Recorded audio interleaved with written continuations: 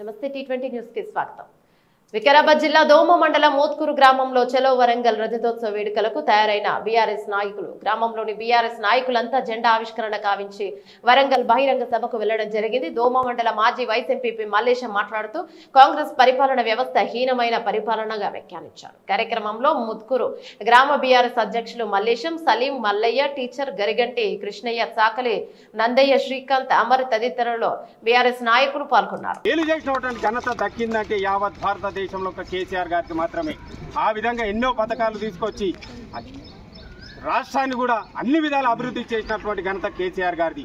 పుట్టినటువంటి ఆడపిల్లలు పుట్టినెమ్మడే కన్న తల్లిదండ్రులు పేదరికంలో ఉన్నటువంటి పేద రైతులు కూడా బాధపడుతుంటే ఈరోజు రైతుల వాళ్ళ పిల్లలు పుడితే పెళ్లిళ్ళు చేయనటువంటి పరిస్థితుల కళ్యాణ లక్ష్మి పథకాన్ని, షాదీ ముబారక్ పథకాన్ని తీసుకొచ్చి ఈరోజు రాష్ట్రంలోనే ప్రతి పేద ఆడపిల్లకు కూడా ఒక తండ్రిలా, ఒక మేనమామలా ఈరోజు రాష్ట్రాన్ని ఆదుకున్నటువంటి మహనీయుడు తెలంగాణ జాతిపిత కేసీఆర్ గారి. అందుకే 17 సంవత్సరాలైంది ఈరోజు కాంగ్రెస్ ప్రభుత్వం వచ్చి.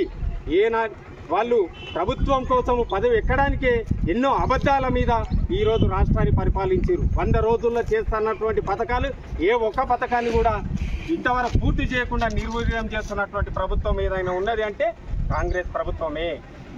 నేను అనుకుంటే 75 సంవత్సరాలు గడుస్తున్నది స్వాతంత్రం వచ్చి భారతదేశానికి. 15 నెలల లోపల ఇంత ఘోరమైనటువంటి వైఫల్యం చెందినటువంటి ముఖ్యమంత్రి పార్టీ ఏదన్నా ఉన్నదంటే అది తెలంగాణ కాంగ్రెస్ పార్టీ మాత్రమే. ఈ విధంగా రైతులకు 15,000 ఇస్తామని 12,000కు అది కూడా రైతు బంధు పథకాన్ని మొత్తం ఇంతవరకు పూర్తి చేయలేదు. 4,000 పింఛన్ చేస్తాను కూడా 2,000 ఇంతవరకు 2,000 పింఛన్ కేసీఆర్ మీద ఇంటున్నారు తప్ప వేరే పథకాలు చేయలేరు.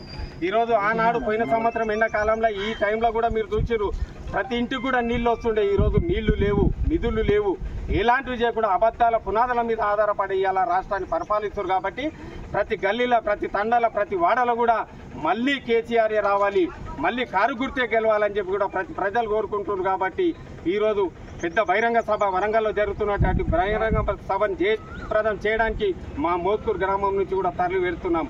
జై జై మహేష్ రెడ్డి గారి నాయకత్వం, కేసీఆర్ గారి నాయకత్వం.